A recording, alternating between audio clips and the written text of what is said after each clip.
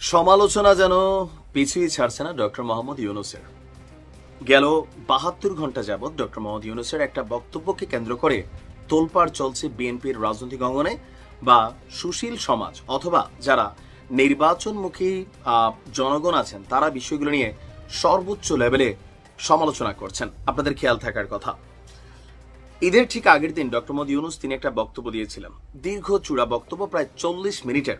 তার মধ্যে ফোকাসেবল যে পয়েন্টেড বক্তব্যগুলো, সেই বক্তব্যগুলোর মধ্যে একটা পর্যায়ে গিয়ে তিনি বলছিলেন যে বন্দরের ইস্যুটা, যে এটার মালিকানা না, এটার ম্যানেজমেন্ট ব্যবস্থাপনার জন্য বিদেশি একটা দেশকে এটার দায়িত্ব দেওয়া হচ্ছে এবং তিনি গ্যারান্টি দিচ্ছেন যে ওই দেশটা পৃথিবীর যেই সব দেশে এই মুহূর্তে কাজ করছে সেই দেশের গণতন্ত্র সার্বভৌমত্ব নিয়ে কোনো ধরনের ঝামেলা হয়নি। ভালো কথা।